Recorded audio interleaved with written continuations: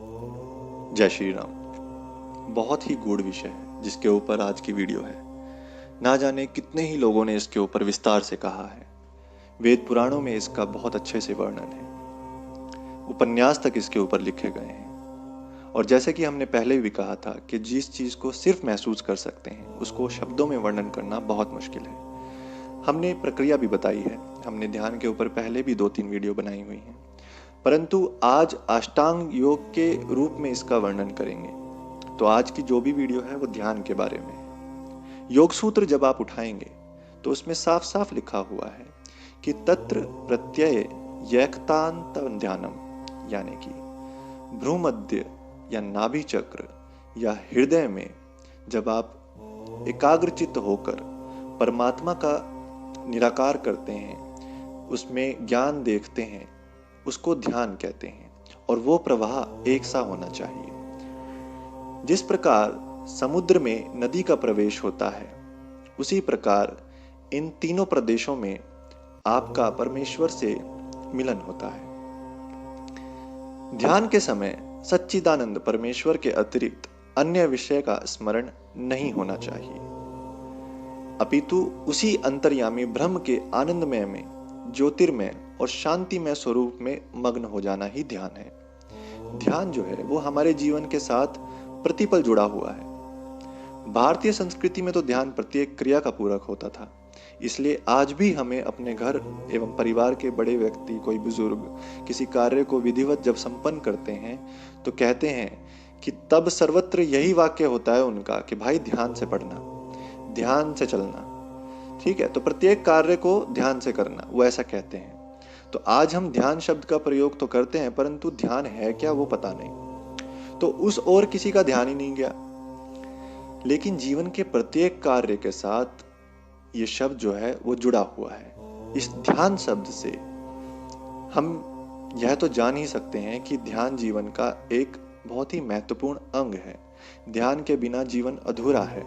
ध्यान के बिना हम अपने किसी भी भौतिक या आध्यात्मिक लक्ष्य में सफलता नहीं प्राप्त कर सकते। ध्यान से ही हम सदा आनंदमय और शांतिमय जीवन जी सकते हैं। ध्यान अपने आप में एक बहुत बड़ी यौगिक प्रक्रिया है। इसकी कुछ विधियों पर संक्षेप में प्रकाश डालने का जो है प्रयास रहेगा, जिससे साधकों को कुछ दिशा निर्देश मिल सके। ध्यान के लिए क्या कुछ दिशा निर्देश हैं वो सुनिए। कि ध्यान करने से पहले प्राणायाम अवश्य करें, क्योंकि प्राणायाम के द्वारा मन पूर्ण शांत और एकाग्र हो जाता है। तो एकाग्रता में आपको मदद मिलती है। शांत मन के द्वारा ही आप धारणा और ध्यान कर सकते हैं। धारणा हो जाएगा तो ध्यान अपने आप लगने लग जाएगा, है ना, पिछली वीडियो में बताया था। तो कपालभाति आप कर सकते हैं, अनुलोम विलोम प्राणायाम विधि पूर्वक आप कर सकते हैं। ठीक है, तो ध्यान जो है जब आप ये प्राणायाम करने लगेंगे तो कुछ दिनों के बाद ध्यान आपका स्वतः ही लगने लगता है। साधक जब कम से कम 10 से 15 मिनट कपालभाति और 5 और 10 मिनट अनुलोम विलोम प्राणायाम करता है, तब उसके मूलाधार चक्र में सन्निहित ब्रह्म की दिव्य शक्ति जागृत हो जाती है और वो ऊर्ध्वगामी होने लगती है, यानी कि ऊपर की तरफ बढ़ने लगती है, जिससे समस्त चक्रों, समस्त नाड़ियों का शोधन होता चला जाता है। आज्ञा चक्र में एक दिव्य ज्योतिपुंज स्थापित है। ठीक है, वो जो दिव्य ज्योतिपुंज है, सच्चिदानंद स्वरूप है, ओमकार है, उसको मन में जो है आपको अवस्थित करना है। और वो अवस्थित होने लगता है जब आप ध्यान और प्राणायाम साथ साथ करते हैं। तो मन जो है ना हमारा बहुत चंचल है। अत्यंत चंचल मन भी प्राणायाम के द्वारा एकाग्र हो जाता है। तो आपके एक सवाल जो ये कहते हैं कि मन को कैसे काबू करें, तो प्राणायाम के द्वारा इस चंचल मन को काबू कर सकते हैं। ठीक है, तो ध्यान करते समय ध्यान को ही सर्वोपरि महत्व दें और किसी चीज को नहीं। ध्यान के समय किसी भी अन्य विचार को, चाहे वह कितना भी शुभ क्यों ना हो, कितना ही महत्व क्यों ना रखता हो, उसको अपने मन में नहीं लाना है। साथ साथ आप अपने दिनचर्या में दान करें, सेवा करें, परोपकार करें, विद्या का अध्ययन करें, गुरु का मान सम्मान करें, राष्ट्र और विश्व की सेवा या गौ सेवा या जो भी परोपकार है उसको आप कर सकते हैं। तो इन चीजों का भी आपको जो है विशेष महत्व देना है।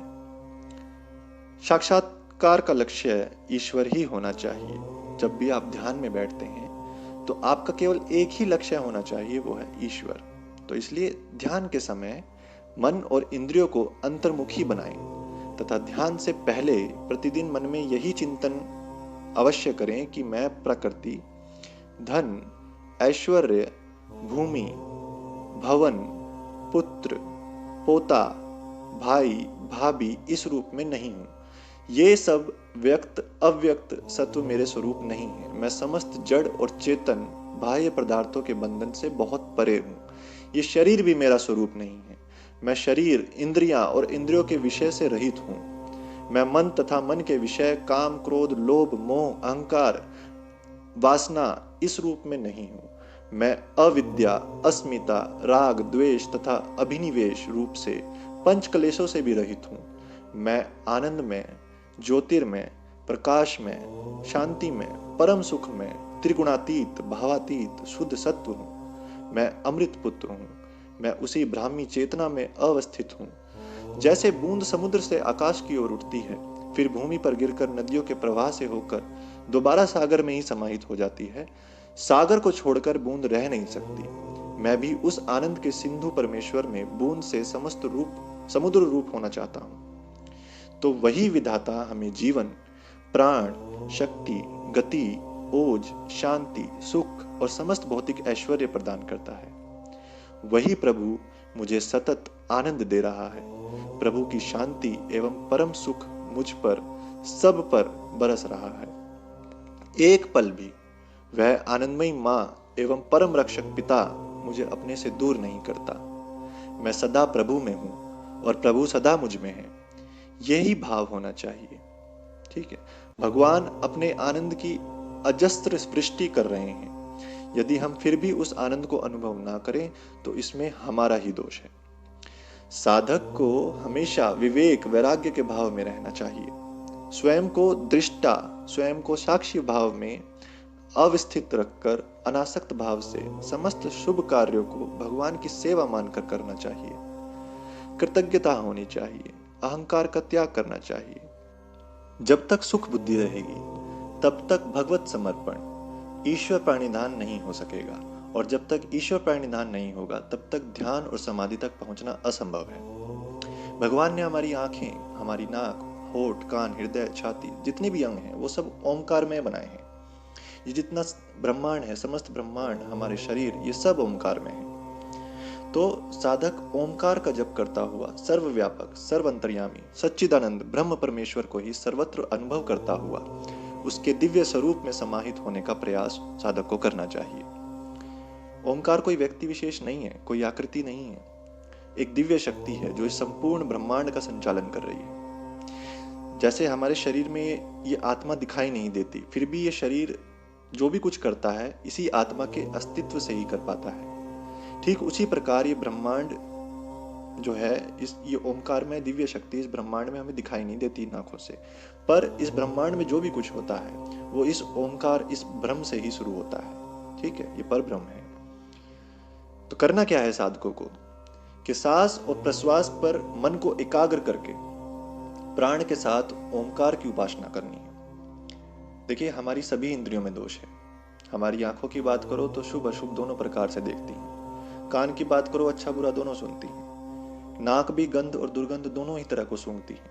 वाणी झूठ सत्य बोलती है। ठीक है, मन में भी बल्कि हमारे कभी सुविचार आता है तो कभी कुविचार आता है। तो इन सब में दोष है, लेकिन प्राण एक ऐसी निर्दोष, निर्विकार प्रभु की देन है जो जिसके साथ हमें उपासना करनी चाहिए। इसमें किसी तरह का कोई दोष नहीं। तो जो भी तप, जो भी उपासना आप करते हैं इस प्राण के साथ करें, प्राण का आश्रय लें। तो जब भी समय उपलब्ध हो बैठ जाएं, दृष्टा बने। सांस प्रश्वास को लेते हुए, छोड़ते हुए उस सांस का ध्यान करना है, ओंकार का ध्यान करना है। सांस को भीतर तक देखने का प्रयास करना है। तो प्रारंभ में सांस जो आपको महसूस होगी, जो अनुभूति होगी वो नासिका ग्रह पे होगी, नाक पर होगी, पर धीरे धीरे आप इसका गहरा स्पर्श भी अनुभव करेंगे। इस प्रकार कुछ समय तक आपको दृष्टा यानी कि साक्षी भाव तक ओंकार का जप करना है, तो ध्यान अपने आप होने लगेगा।